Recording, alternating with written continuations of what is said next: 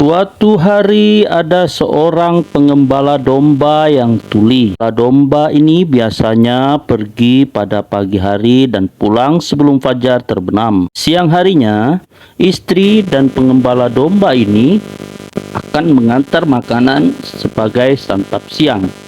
Namun siang ini setelah menunggu dalam waktu yang cukup lama, sang istri tidak juga datang karena ia kelaparan. Ia berencana untuk menghampiri istrinya di rumah dan menitipkan domba-dombanya pada seorang pemotong rumput yang ada. Ia berteriak, "Wahai pemotong rumput, tolong aku!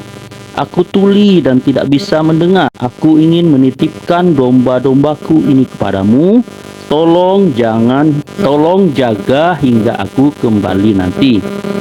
Karena pemotong rumput juga tuli dan melihat ada seorang berteriak dari seberang, ia kira orang tersebut justru akan merepotkannya. "Tugasku hanya memotong rumput, aku tuli dan hanya akan fokus kepada rumput ini saja." Tanpa mengerti satupun kata yang diucapkan oleh pemotong rumput, pengembala domba membalas, "Terima kasih atas kebaikanmu.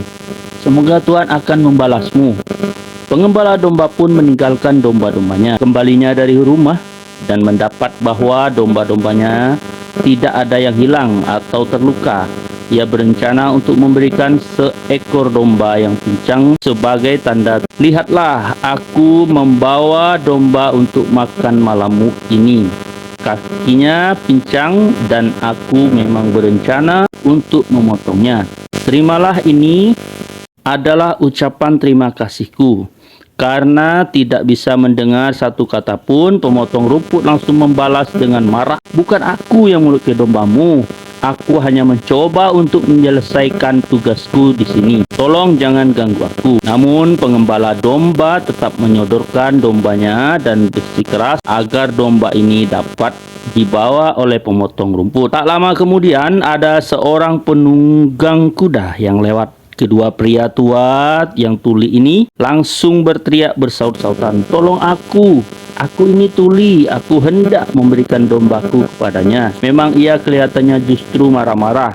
Sementara pemotong rumput berkata, "Wahai penumbang kuda, bukan aku yang melukai dombanya. Aku memotong rumput sedari tadi. Aku ini tuli." Namun ia juga tidak mengerti. Penunggang kuda ini ternyata juga tuli. Ia kebingungan karena dihadang oleh dua orang dengan wajah penuh amarah. Kemudian ia berkata, "Maafkan aku. Aku tidak tahu kalau kuda ini adalah milik kalian.